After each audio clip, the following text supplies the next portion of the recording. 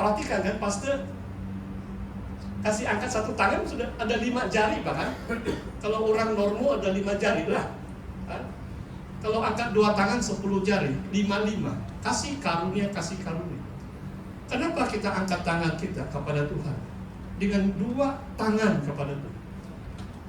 Kita memohon kasih karunia Tuhan, supaya Tuhan mencurahkan berkat-Nya kepada kita. Saudara, inti perkongsian saya bukan soal ini Bethesda atau 5 serambi ataupun pintu gerbang domba. Mari kita lihat apa yang Tuhan lakukan. Ayat yang kedua dan keempat. Kadang-kadang orang katakan Alkitab ini macam ada sedikit dongeng, kan? Ada masa malaikat itu turun. Sebab ada tercatat, jadi saya percaya. Tidak ada mustahil bagi Tuhan. Tuhan yang menentukan, Tuhan yang berdaulat. Kalau dia katakan, hari ini malaikat dia utus, dia goncang air, siapa yang masuk ke dalam kolam itu disembuhkan. Waktu air itu digoncang, itu kedaulatan Tuhan. Kita tidak akan menyoal. Kenapa? Kalau kita membaca bagian firman Tuhan, kalau kita baca secara kritis, lain juga Tuhan. Mungkin ada 100 orang sakit berkumpul di sana. Berapa orang yang disembuh pada hari itu? 1. Saudara paham maksud saya? Tuhan Yesus pilih untuk menyembuhkan orang lumpuh. Ada orang buta, tidak tahu berapa puluh orang di situ. Ada orang cacat, ada orang timpang. Tetapi Tuhan menyembuhkan 1. Saudara, cara Tuhan bekerja, Tuhan itu berdaulat. Jangan kita menyoal atau mempersoalkan kedaulatan Tuhan dalam hidup saudara dan saya. Saudara, mari kita lihat. Bila saya membaca ayat ini, saudara, adalah lumrah bagi manusia, kalau dalam bahasa Inggris adalah cling on to life. Tidak ada orang mau cepat mati. Siapa yang mau cepat mati di sini? Tiada kan? Kalau saudara baca ayat ini, mereka ini sakit teruk ini, kronik ini. Tidak ada harapan. Mereka hanya berharap air itu digoncangkan dan mereka ada peluang turun ke dalam kolam itu dan disembuhkan. Maksudnya mereka rindu. Orang yang sakit rindu disembuhkan. Tiada orang mau mati. Itulah karya ciptaan Tuhan. Dalam kitab Pengkhotbah mengatakan, a live dog is better than a dead lion. Singa yang disebut raja, the king of the jungle, kalau dia mati apa guna? Lebih baik anjing masih hidup. Maksudnya masih ada nafas, masih ada harapan. Kalau sudah mati tiada harapan sudah. Saudara, manusia adalah lumrah untuk memperjuangkan supaya boleh hidup. Bahkan hidup yang lebih baik. Yang sakit disembuhkan, yang lemah dikuatkan. Dan Tuhan akan melakukan mukjizat yang luar biasa. Perhatikan ayat yang ke-6. Yesus bertanya, maukah engkau sembuh? Kadang-kadang kalau soalan ini lain sedikit.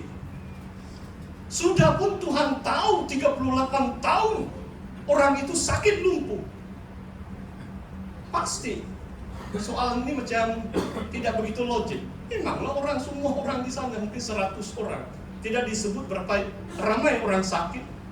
Tunggu goncangan ayat itu. Saudara, kenapa saudara? Kenapa Tuhan tanya saudara? Saya percaya Tuhan juga tanya, maukah Anda sembuh? Sebab itu sangat bergantung dengan iman kita, kemauan kita. Saya beri contoh. Saudara baca 4 bab pertama kitab Amsal. Salah satu kata kunci di situ adalah desire. Kalau orang mau berhikmat, kalau orang mau bijaksana, mereka akan mencari hikmat. Mereka menginginkan hikmat. Desire for wisdom and knowledge. Kalau saudara tidak mau berhikmat, oke lah. Saya pernah khotbah di Sandakan. Saya bersaksi bahwa ada orang puas hati 40 orang dalam satu kelas. Dia dapat nomor 35. Dia puas hati, saya masih menang atas 4 orang yang di belakang saya. Saudara paham maksud saya? Kalau saudara mau cermelang, bukan kita mau kalahkan kawan-kawan, tidak. But we have to do our best for the glory of God.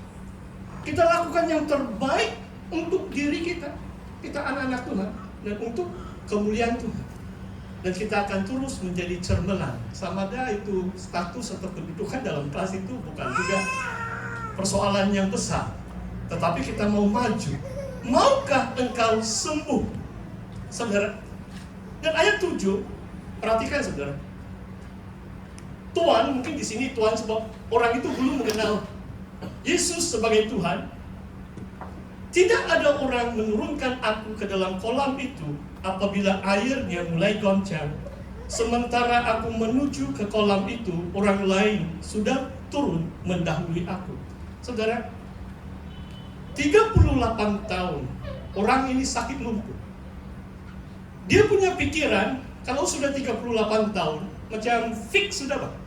Dia pikir cara Tuhan menyembuhkan dia hanya satu saja. Tunggu goncangan air kalau dia bernasib. Saya rasa istilah ini lebih kurang boleh lah. Tapi jangan main nasib. Saya pun faham maksud pastor. Kalau ada peluang untuk dia sampai ke air mendahului orang lain, dia akan sembuh. Selama 38 tahun, dia pikir itu saja cara Tuhan menyembuhkan. Kadang-kadang hidup saudara dan saya lebih kurang sama.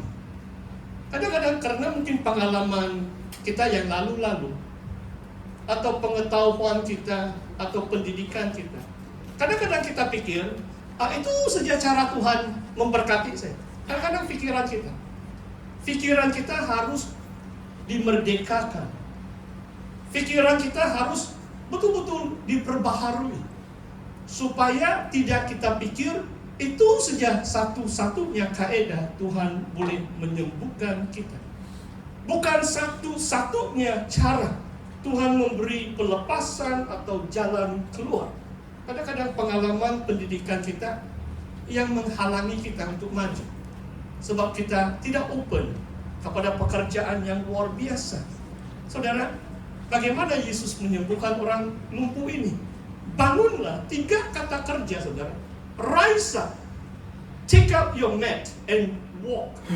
Bangunlah, angkatlah. Di sini tilam pun kalau kita baca terjemahan yang lain mungkin tikar lah ini. Saya takut nanti kamu pikir tilam ini 4 inci. Berat juga itu kalau tilam. Saya rasa dia mampu. Tikar sini orang bukan banyak uang. A mat. Bangunlah. Yang langsung 38 tahun dia sakit lumpuh, dia tidak pernah bangun pun, mungkin hanya separuh. Bagaimana dia gerakkan badan dia untuk turun ke dalam kolam itu? Tidak mungkin dia mendahului orang lain. Haleluya. Angkatlah tilammu dan berjalan. Saudara, ini memerlukan respon iman kita. Tidak pernah ada orang menyuruh dia bangun, mengangkat tilamnya dan berjalan. Tapi kuasa Tuhan saudara, kita tidak tahu bagaimana proses kesembuhan. Ayat 9 mengatakan pada saat itu juga sembuhlah orang itu. Maksudnya dia percaya. Kuasa Tuhan terus menjamah dia. Dia menjadi sembuh. Dia dapat bangun, dia mengangkat tikarnya, lalu berjalan. Wah, luar biasa mukjizat Tuhan. Sebab dia dengar suara Tuhan. Dia imani apa yang Tuhan suruh dia. Sembuhlah orang itu. Lalu dia dapat membawa, mungkin menggulung tikarnya dan berjalan. Dalam lebih kurang 40 tahun, kali pertama dia dapat bangun dan bergerak atau berjalan. Tetapi hari itu, hari Sabat, saya baca, karena itu ayat 10, orang-orang Yahudi berkata kepada orang yang baru sembuh itu, hari ini hari Sabat dan tidak boleh engkau memikul tilammu. Akan tetapi ia menjawab mereka, orang yang telah menyembuhkan aku, dia yang mengatakan kepadaku, angkatlah tilammu dan berjalanlah. Saudara, saya mau coba terangkan ayat hari ini hari Sabat. Tidak boleh engkau memikul tilammu. Saudara, kalau saudara banyak menyelidik Alkitab, saudara pernah nampakkan dalam Alkitab mengatakan pada hari Sabat tidak boleh angkat tikar? Adakah? Hanya satu saja kejadian dalam kitab Keluaran. Hari Sabat orang itu pergi kumpul itu kayu api. Nah, dia kena hukum sebab pada hari Sabat dia tidak diizinkan bekerja. Tapi tidak ada mengatakan kalau sudah bangun dari tidur kasih angkat tikar pun tidak boleh. Maksudnya saudara, pemimpin agama menafsir atau menambah, bukan perintah Tuhan itu membebaskan orang lain. Kemudian saudara boleh baca beberapa peristiwa, dan banyak kali Tuhan sengaja menyembuh pada hari Sabat. Adakah Tuhan Yesus sengaja mencari masalah dengan pemimpin agama atau orang Farisi? Saya rasa tidak.